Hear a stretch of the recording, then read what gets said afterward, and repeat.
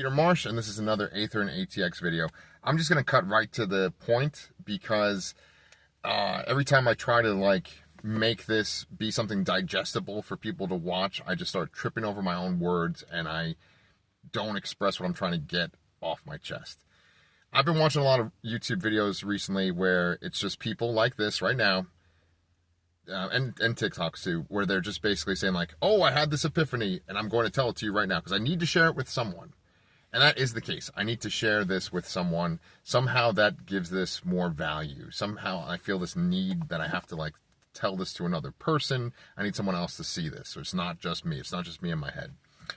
So when you watch these videos, when you watch YouTube videos where people are talking about manifestation, when they're talking about reality, when they're talking about different dimensions, all that kind of stuff, you watch those YouTube videos, when you watch TikToks like that, what'll happen is the person will kind of seem crazy. Right? They usually have this sort of manic energy about themselves and they are just so excited to tell you this thing that they just thought. And they won't necessarily say what they're trying to say with scientific evidence, or they won't state it eloquently. They're just getting that thought out. And therefore it sort of hurts their credibility. It seems like what they're saying doesn't have value to it because of the way that they're saying it. So I'm going to try to say this as eloquently as possible and therefore try to retain the value of what I'm trying to say. But it's also difficult because you're essentially doing two things at once, right? You're being aware of the words that you're saying, but you're also trying to take this message and get it across effectively. Very difficult stuff. So when it comes to being a writer, right? When you're a writer, you imagine something in your mind and you see imagery in your mind. You might have words of dialogue that you can hear in your mind. And then there comes the point of transferring that onto the page so that another person can look at what you wrote and then have that experience in their mind as well. Now, you have to develop the skill of writing so that you can, as effectively as possible, take that imagery in your mind, the thing that you've imagined, and write it in such a way that the person reading it will see something similar to what you are imagining. It's very difficult stuff, and the best writers are obviously the ones that are just constantly writing. They've constantly figured out over time that this is the most effective way to communicate this image, this sensation, this feeling in my writing. At this point, it's kind of sad to say, but I have more experience making YouTube videos than I have making complete stories, right? So I feel like this is why it feels more natural for me to make this kind of video versus writing something out and posting it for people to read. And that's a shame. I am trying to write at least 2,000 words per day. I was in this really great spot where I was writing 4,000 words, but I think that maybe eventually the level of my writing will match the ideas that I have in my head. Now, I'm not a genius. There's nothing special about me, right? I just kind of have had these thoughts recently that have just made me feel better about life in general and about existence. Because, full transparency, a lot of time I go around in a state of existential crisis, a state of self-loathing, where I'm just feeling stuck, where I'm having these issues, and then every so often I'll have this kind of feeling of well, let's look at it from this perspective, and they'll just feel better in general, right? So, let's just come to an agreement right now. Doesn't it seem like no matter who you are, whoever you are watching this video right now, that the main thing that we want as humans, as these people right now, I'm me, you're you, the main thing that we want is we want to feel a sense of satisfaction, peace, and happiness. Regardless of what that looks like for you, I think that's what's motivating all of us, right? We don't want to feel pain. We don't want to feel fear. We just want to feel satisfied with the results of our actions, right? And we want things to move forward. We want to experience more, and we want to take things to that next step. Can we just all agree upon that right now? So, with that being said, I think that where we are right now, right, we're in 2026, And you've all had this experience with me. You grew up in this world. You learned things in school. You have learned the history of our species. You've learned the history of the human experience. And you have seen that over time, humans, by the advancements in technology, by the accomplishments, by exploration, that we've learned more and more about ourselves, and we've learned more and more about the world around us. And when we look at people in the past, we often look at it like, oh, their perspective was so limited because of what they had available to them. They didn't have this machine, they didn't have this system, they didn't have this recollection of history, so therefore they didn't know what we know. And so as humans, we're always trying to learn more, to increase our experience, to increase our perception, because that seems to be the natural thing. It seems that like satisfaction is tied in with learning more, becoming more, right? That seems to be the connection with satisfaction, right? Now, here's the part where I'm going to start to sound like one of those kind of unhinged YouTube people, unhinged TikTok people.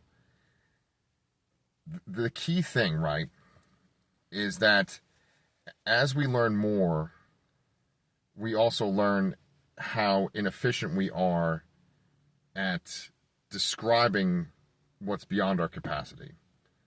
That sounds like nonsense, right? But okay, let's just talk about dimensions. Please don't tune out. I know the word dimension already has this like stigma where you're like thinking, oh, he's going to start talking about science fiction, or this is going to be some metaphysical pseudoscience shit. No, let's just talk about basic science, stuff that's taught in school, in elementary school. When we're talking about dimensions, we're talking about like the second dimension is like a flat image on a flat surface. The third dimension is the dimension that we live in, right? I think we can all agree upon that. I think once we start to go to higher dimensions beyond the one that we live in, right, that's where it starts to get like, oh, I'm a little uncomfortable. I mean, I don't give a shit if you're uncomfortable. I'm trying to make my point here, right?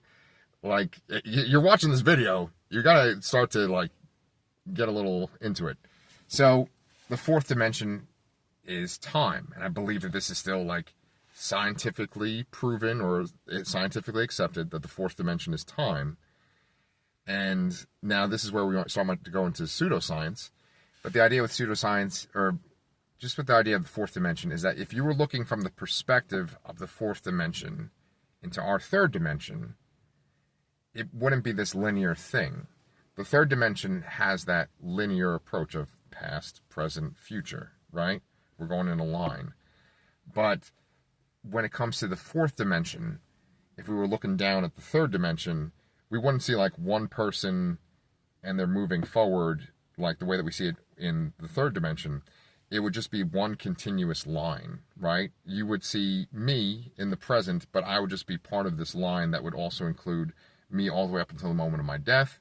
It'd be me all the way going back to the moment of my birth. And I think, and this is maybe where we start to go into the pseudoscience realm and stuff, but I believe that like that line would then continue into my parents, and it would go back to their birth and so far, you know, all the way back to like the first humans, right? That's how we would perceive like ourselves from the fourth dimension looking down at the third dimension. Now, here's the whole point of this video. I just got tripped up with everything I was just explaining. And I think that this is like common stuff. It's not woo-woo weird stuff. A person that is a scientist, or a person that is better at speaking in general or more well-read than me, would take what I just said and would say it more eloquently. And therefore the image would go into your mind more clearly, and it would have more value for you because you're able to perceive it better than the way you're able to perceive it based on what I just said, right? And I think that that is the problem, right? I think that as we continue to move forward and we continue to share things with each other, now like we're sharing things with strangers, right? Like most likely the people that are watching this video are people that I know, or people that have followed my old Anchor Pete channel, and it might get like 27 views. But then there might be this random person in another part of the world watching this video just randomly because it just popped up in their feed, and they might be watching this video 5 years from now, right?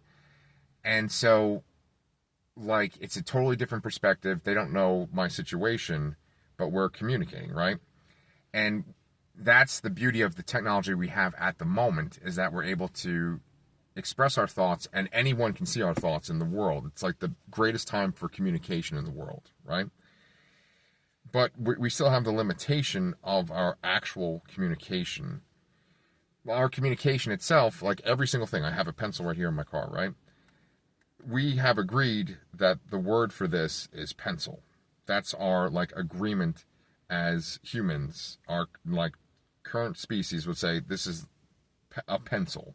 We've given it a word, and so therefore we have this word to describe this thing. Once we get to more abstract things, then there isn't a definitive word. There isn't a definitive way to explain things because they're sort of beyond our level of perception. And so it's very hard to like have unified words because certain things, I mean, to be completely honest, not everyone is talking about the fourth dimension. Not everyone is talking about manifestation or quantum mechanics, all this kind of stuff that people talk about. Like some people are just thinking, what am I going to eat for lunch today? You know, what's the temperature like outside? There's nothing wrong with that. They're humans having the human experience. There's such a smaller pool of people that are talking about like bigger existential things that it's not as commonly known, and therefore the way to communicate effectively to everyone, there's the limitations right there. And so even me, right, like I've had some like crazy revelations in the past like 24 hours, but just by having to make this video, I'm reaching the limits of my way to verbally communicate them to you, right? So it's not going to be effective.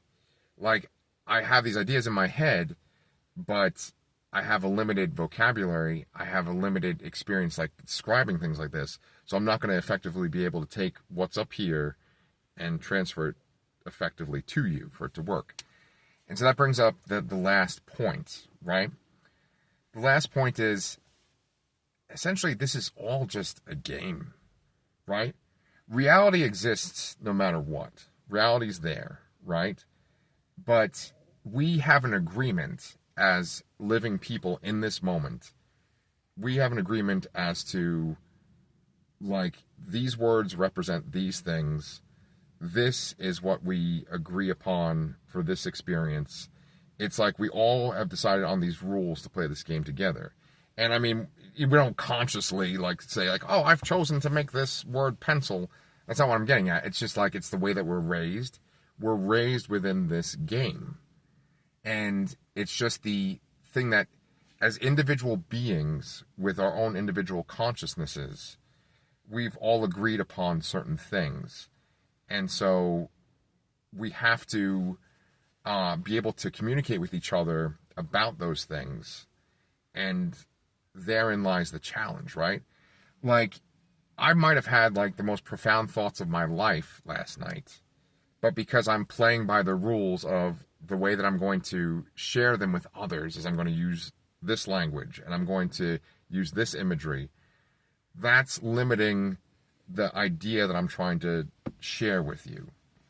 You know, it's not going to transfer fully because I've agreed to play by these rules, and then with those rules, I have my own personal limitations, right? Like I have my own experience, and so therefore I have this vocabulary, I have this ability to make metaphors, right? I'm not going to necessarily be able to transfer like what I've been thinking about and stuff effectively to you without sounding like I'm just droning on, saying nonsense, you know, or that I'm crazy, right? It's not going to effectively come across because I'm like playing by the rules of that we've all agreed upon, right?